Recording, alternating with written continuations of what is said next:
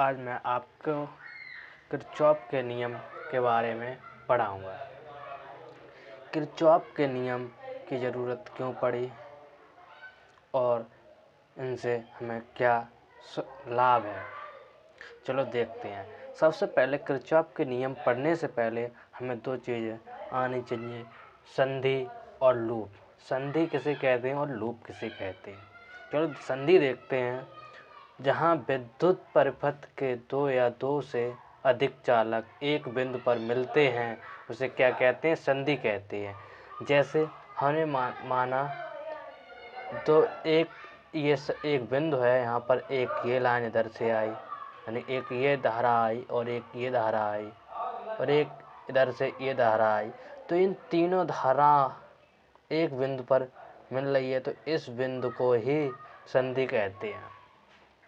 अब लूप किसे कहते हैं वो देखते हैं।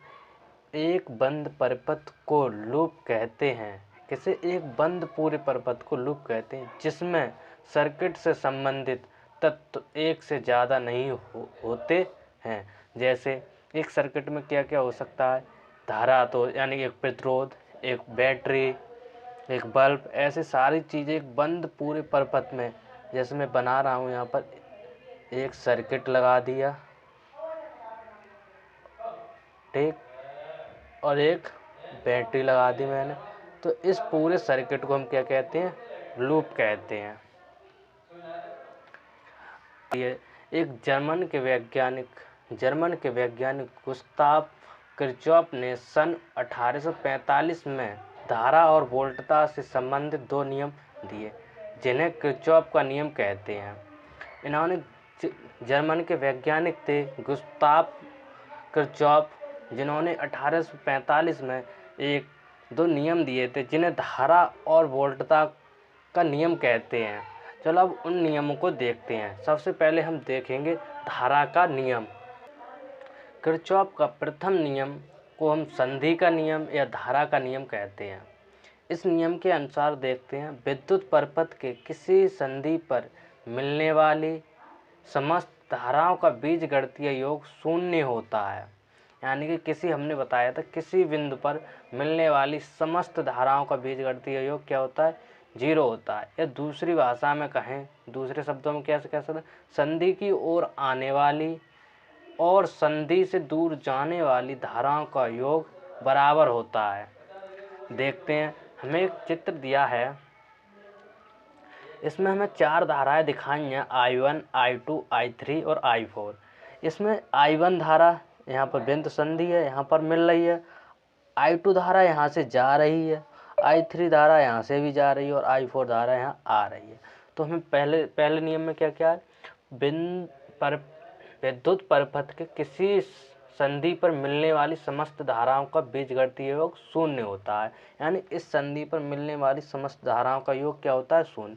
तो हमारी इधर आ रही है तो हम इसको I1 प्लस लेंगे, तो संधि की ओर आ रही है तो प्लस है, प्लस I2 जा रही है तो माइनस I2 और I3 भी जा रही है तो माइनस I3 और I4 आ रही है तो प्लस I4। इन सब का योग क्या होता है, 0।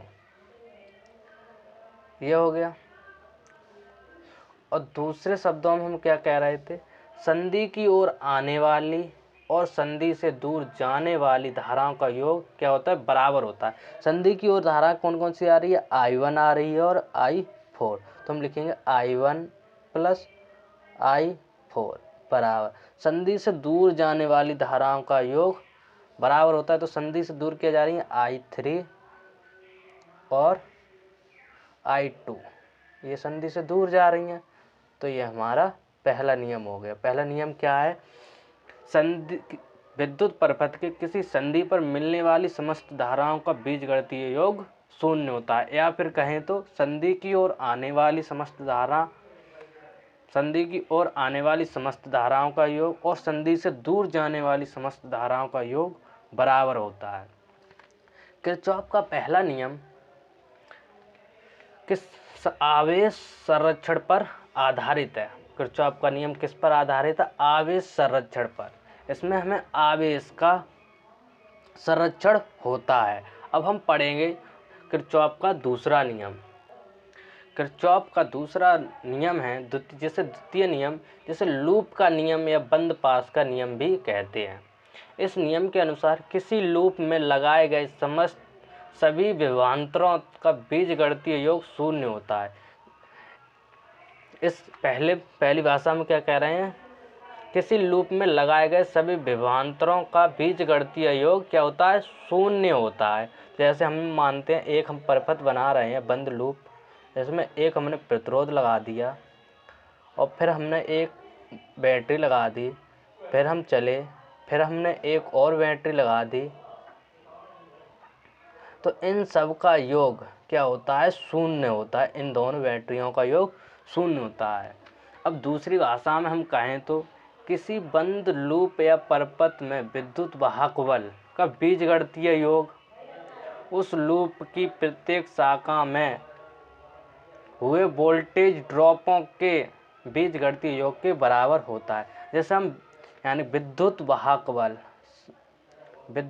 बल तो सिग्मा ई बराबर वोल्टेज ड्रॉपों के बीजगणितीय योग। वोल्ट ओम का नियम क्या होता है, बी बराबर आई आर होता है। तो वोल्टेज ड्रॉप तो हम बी की जगह हमने आई आर लिख दिया, तो आई आर हमें, क्योंकि धारा और प्रतिरोध हम एक चित्र के अनुसार समझते हैं।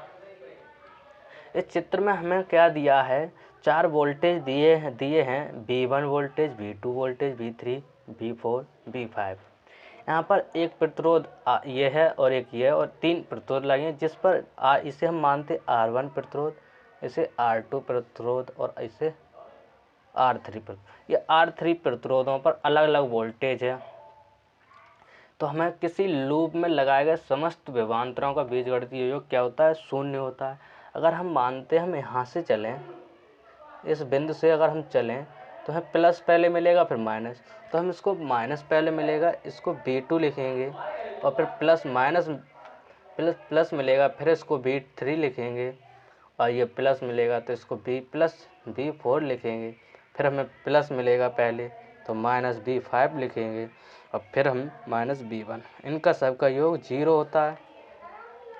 तो हम लिखेंगे क्या, V4 minus V5 minus V1 बराबर V2 प्लस V3। ये हमारा दूसरा नियम कह रहा है। और ये किरचॉफ का दूसरा नियम है वो किस पर संरक्षित है, किस पर आधारित है। किरचॉफ का दूसरा नियम ऊर्जा संरक्षण पर आधारित है। इस नियम के अनुसार हमें ऊर्जा संरक्षित कर सकते हैं। अब हम इस पर ये चिन्ह प्रपाटी, इसके किरचॉफ के द्वितीय नियम की चिन्ह प्रपाटी देखेंगे कैसे करें। किरचॉफ के द्वितीय नियम के लिए चिन्ह प्रपाटी, हमने इसको चिन्ह प्रपाटी इसके 4 भागों में डिवाइड किया है, जिसमें हमें एक प्रतिरोध लगा होगा और धारा इधर बह रही है और हम इधर ही साइड से चल रहे हैं, ऐसे सॉल्व कर रहे हैं, तो हमारा B यानी वोल्टेज होगा माइनस आई आर। और अगर धारा इधर बह रही है और हम इधर से एंटी क्लॉकवाइज सॉल्व कर रहे हैं तो हमारा B बराबर होगा आई आर। और अगर हमें बैटरी सॉल्व कर रहे हैं, बैटरी आई है तो पहले माइनस चिन्ह आया है और हम उधर बैटरी की माइनस चिन्ह की तरफ चल रहे हैं तो उसको B बराबर हम E लेंगे। अगर हम बैटरी के विपरीत दिशा में चल रहे हैं तो B बराबर माइनस E लेंगे। अब इसके अनुसार हम एक चित्र देखते हैं और उसका हमें ये चित्र दिया है। इसमें हमें बिंदु A, B, C, D, एक ये पूरा बंद पास है जिसे हम लूप कहते हैं। इसमें हमें कितने R1, R2, R3 और R4 4 प्रतिरोध लगे हैं और इसमें धारा I बह रही है और इसमें बैटरी कितनी लगी हैं, E1, E2, E3 और E4। 4 बैटरी और 4 प्रतिरोध हैं। ये बंद लूप है पूरा। तो loop A, B, C, D में देखेंगे, D में देखते हैं। जैसे हम अब धारा यहाँ से अब R1 से शुरू करते हैं, धारा हमें मिल रही है इधर जा रही है, तो ये प्लस होगा, ये माइनस होगा। तो प्लस यानी धारा की दिशा में जा रहे हैं तो माइनस करेंगे, तो मान धारा आई बह रही है, वोल्टेज क्या, अब प्रतिरोध क्या, R1। तो अगर हम यहाँ से वोल्टेज निकालें तो वोल्टेज क्या निकलेगी, I इंटू R1, ये वोल्टेज निकलेगी। तो हमने लिखा है, अगर हमने बताया तो धारा की दिशा में जा रहे हैं तो वोल्टेज क्या होगी, माइनस IR। अब फिर हमें अब एक बैटरी मिली, बैटरी में हमें माइनस चिन्ह पहले मिला, प्लस बाद में, तो हम इसको पॉजिटिव लेंगे तो E1। अब फिर हम आगे बढ़े, फिर हमें धारा की दिशा में जाना पड़ा और तो हम इसको -IR2। फिर हमें एक बैटरी मिली जिसमें पॉजिटिव चिन्ह पहले था, तो उसको हम माइनस चिन्ह के साथ लेंगे तो -E2 माइनस, फिर हमें प्लस वाली पहले मिली तो -E3। और फिर हम प्रतिरोध की दिशा में धारा बह रही है, यानी जा रहे हैं उसी दिशा में धारा बह रही है, तो -I3 प्लस। अभी माइनस चिन्ह हमें पहले मिला है तो है यानी कि E1 4 प्लस की रहेगी E4 माइनस। अब धारा की इधर बह रही है तो -I4 बराबर 0। हमने E1 को सबको एक तरफ कर लिया, E1 E2 E3 और E4 को इधर लाएंगे तो माइनस का हो जाएगा, ये प्लस का है। ठीक, ये प्लस का रहेगा प्लस। अब इधर यानी कि इसको IR1 को इधर लाएंगे तो क्या होगा, प्लस का IR1, फिर IR2 प्लस का, फिर IR3, फिर IR4। तो इससे हम कह सकते हैं समस्त विभवांतर और विद्युत भागफल और विभवांतर का बीजगणितीय योग बराबर होता है। अब हम अगली वीडियो में देखेंगे इन पर आधारित प्रश्न कैसे करेंगे, जो हमारे CBT एग्ज़ाम के लिए बहुत महत्वपूर्ण है। अगर वीडियो अच्छी लगी हो तो लाइक करना, शेयर करना और चैनल को सब्सक्राइब जरूर करना। Thank you for watching.